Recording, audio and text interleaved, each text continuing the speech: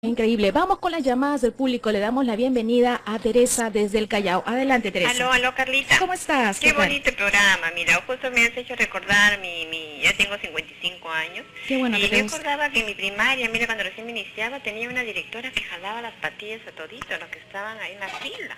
Y yo del miedo, seguramente me obligaba a ser más responsable, ¿no? Porque de que estaba con las uñas cochinas, la falda mal planchada, mira, y después ya entonces uno de ver el temor te obliga a ser más responsable. Entonces ya, no, que tengo que ir limpiecita, tengo que ir jabonada, tengo que ir peinada, tengo que ir con la cinta.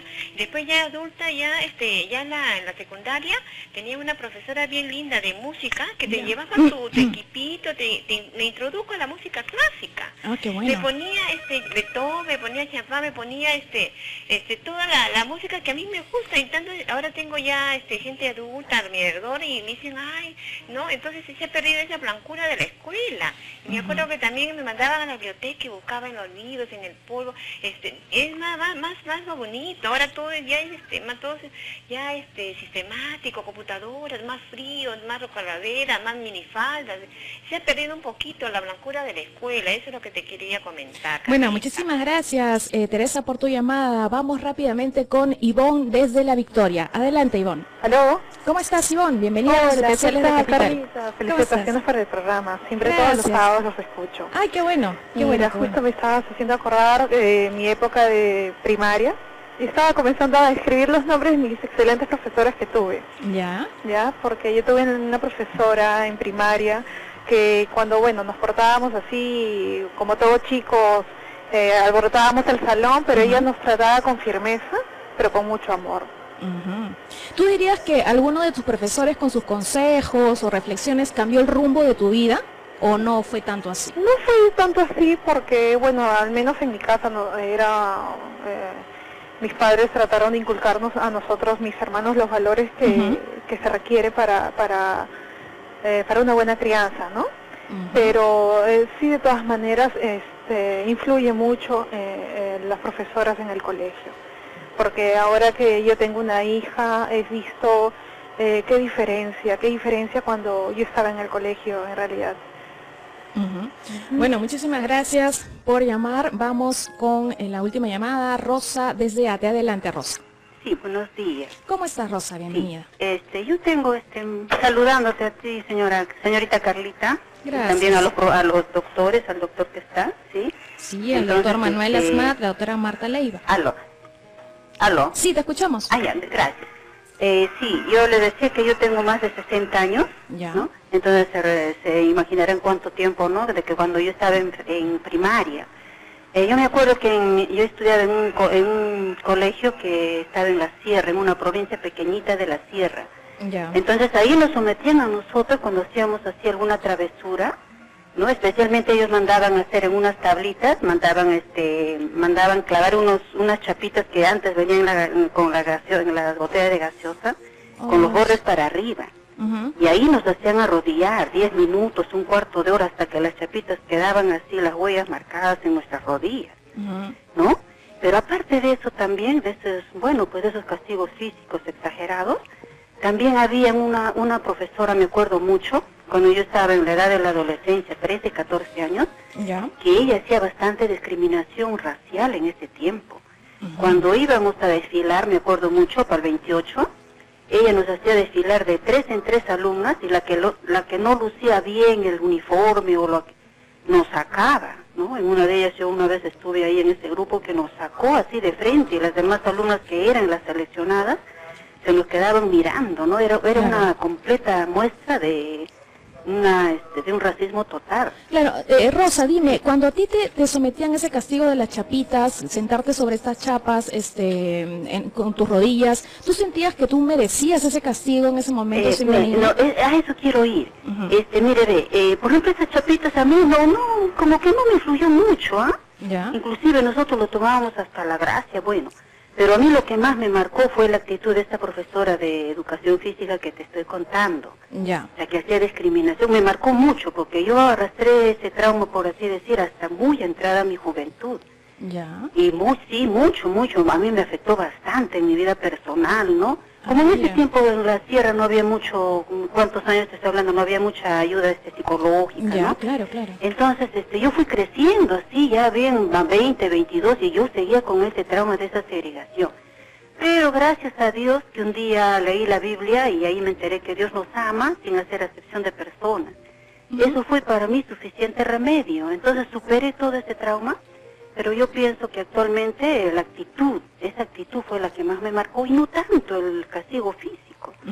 Eso era todo lo que quería comentar con ustedes, ¿no? Muy bien, Rosita, y esa tranquilidad, esa paciencia que demuestras, al menos se nota en tu voz, parece ser que hubieras perdonado ya a esta persona que tanto daño psicológico, digamos, espiritual te hizo, ¿no? Porque creo que eso es lo importante, perdonar a la persona por más daño que nos haya hecho, ¿no es cierto? Y continuar, soltar eso. Sobre todo porque se apoyó en un fundamento espiritual de existencia, ¿no? Entonces, cuando uno logra llevar estas sabias, digamos, mensajes que la propia Biblia o la espiritualidad nos da, nos permite confrontar estas situaciones, ¿no? Pero definitivamente todo proceso, digamos, de enseñanza se tiene que manejar con autoridad y afecto, porque no podemos perder la autoridad, pero tampoco debemos de olvidarnos de esta vinculación que nosotros necesitamos dar en la conexión humana, ¿no? Así hemos escuchado a todas las personas y siempre tratan de marcar esas experiencias, ¿no? Cuando uno habla de las profesoras, inmediatamente marcan la atención y salen las imágenes de todas las profesoras que fueron buenas, ¿no? Y de aquellas que nos crearon trastornos, ¿no? Claro que sí. Y justo contestando, cuando habló la señora Gina, por ejemplo, de las maestras que calaron en su mente y le dieron esa progresión de vida, ¿no? Son mapas mentales que definitivamente organizan. Y sí, tenemos que dar un homenaje, yo tendría que también brindar un homenaje a la profesora Inés del Águila. Fue tutora y maestra, arqueóloga de historia del Perú y que ha tenido muchos trabajos y que son guías. Entonces son aspectos necesarios, que es lo que nosotros como jóvenes requieren, ¿no? Todos los chicos actuales necesitamos estas acciones de los profesores, ¿sí? Muy bien, Marta, muchísimas gracias. Me indican que te tienes que retirarte urgentemente, ¿no? Así Pero es, sí, tenemos a un gran experto también en el tema, que lo vas a dejar aquí para reemplazarte, ¿no? Al doctor, aquí está, Luis Díaz Guamán. Él también es psicólogo. Un buen maestro es un buen alumno.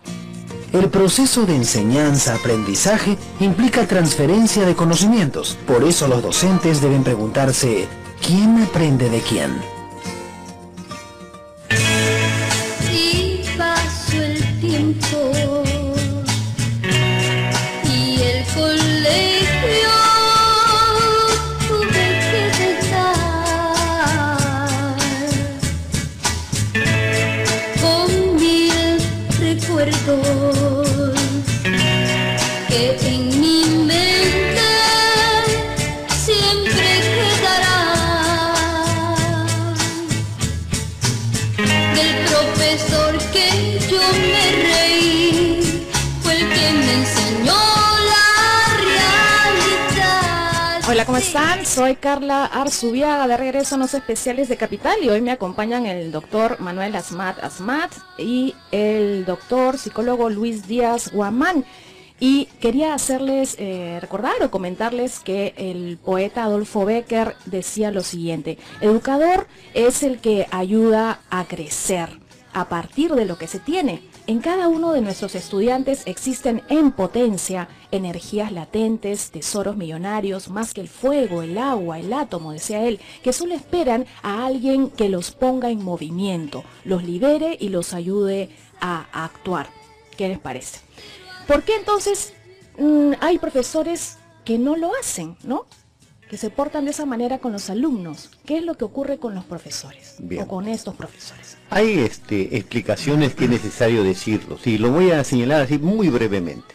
Primero, por solamente señalar, Pestalozzi, que tuvo una influencia extraordinaria en la educación mundial, decía que el maestro es un jardinero y el alumno es una planta. Eso tiene mucha significación porque era una forma de ver la educación.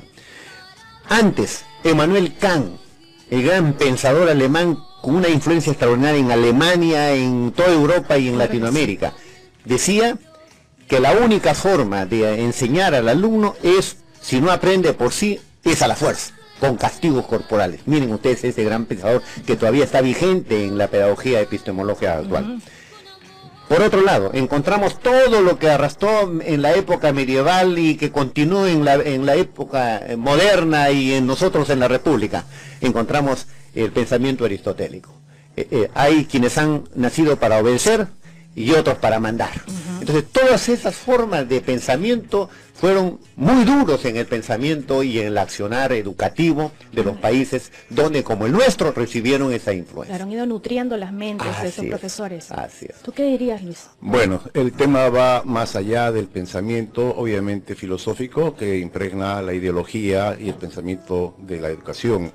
Ahora estamos hablando de una era nueva, con una serie de inconvenientes en su implementación, no solamente metodológica respecto del docente, sino también de que hagan suya esta metodología. En verdad se ha vuelto una temática compleja. Hemos visto un problema adicional. La personalidad del profesor también está seriamente comprometida. Lamentablemente no existe una política en la cual se dé un perfil propio del docente que sea el más efectivo, y como todos los seres humanos necesitamos orientación, necesitamos una guía que nos estructure el camino, y tenemos nuestros propios problemas, llegamos en un momento dado a tener inconvenientes en la aplicación justamente del proceso de enseñanza-aprendizaje. Ya se ha visto lo que se ha comentado hace un momento atrás. Las corrientes actuales han hecho de que el tema de la disciplina se convierta en una temática grave. El problema del fenómeno de la disrupción en las aulas es un fenómeno grave en los colegios.